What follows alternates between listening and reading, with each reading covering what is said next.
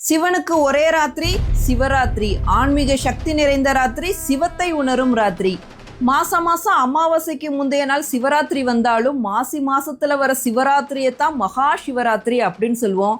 அந்த சிவராத்திரிக்கு மட்டும் அப்படி என்ன மகிமைகள் இருக்கு?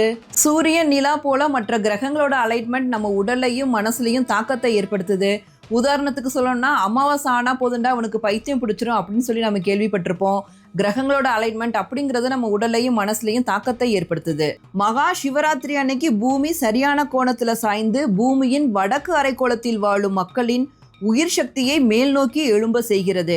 நம்ம இந்தியா வடக்கு அரைக்கோளத்துல இருக்கு. அதனாலதான் இந்தியாவில் வாழ்ற அனைவருக்கும் உயிர் சக்தி மேல் நோக்கி எழும்புறதா சொல்லப்படுது. இப்படி இயற்கையாகவே மேல் நோக்கி எழும்பும் சக்தி தங்கு தடையின்றி மேல் நோக்கி செல்வதற்கு உதவும் விதமாகத்தான் அன்னைக்கு இரவு முழுவதுமே கண்விழித்து இருக்க வேண்டும். அதில் ரொம்ப ரொம்ப முக்கியமானது முதுகுத்தண்டை செங்குத்தான நிலையில் நேராக வைத்திருக்க வேண்டும். அதாவது முதுகுத்தண்டை நேராக வச்சிருக்கணும். அந்த உயிர் சக்தி அப்படின்னு சொல்லப்படுகின்ற குண்டலினி முதுகுத்தண்டோட அடிப்பகுதியில தான் இருக்கும். அது மேல் நோக்கி எழுந்து முதுகுத்தண்டு வழியாக மேலே சென்று மேன்மையான விழிப்புணர்வை தரும்.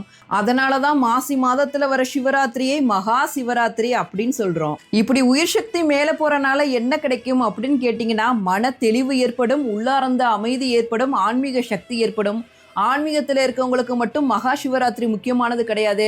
வாழ்க்கையில சாதிக்கணும் அப்படின்னு நினைக்கிறவங்களுக்கும் அது ரொம்ப ரொம்ப முக்கியமான நாள். மன தெளிவு அடைந்தாலே போதும், கரெக்டான முடிவு எடுப்பீங்க. உங்களோட மூளை பல மடங்கு அதிகமாக நல்லபடியா யோசிக்கும். அதனாலதான் மகா சிவராத்திரி அன்னைக்கு கண் விழித்து சிவபெருமானை வழிபாடு செய்து முதுகுத்தண்டை செங்குத்தான நிலையில் வைத்திருக்கணும் அப்படின்னு சொன்னாங்க. இந்த பிரபஞ்ச சக்தியே சிவபெருமான் தான். சிவபெருமான் தான் இந்த பிரபஞ்சமே. இந்த வருஷம் மகா சிவராத்திரி வர பிப்ரவரி 15 ஞாயிற்றுக்கிழமை வர இருக்கு. இந்த வீடியோவை கட்டாயம் மற்றவங்களுக்கு ஷேர் பண்ணுங்க. மகா சிவராத்திரியோட பலன்களை தெரிஞ்சுக்கட்டும்.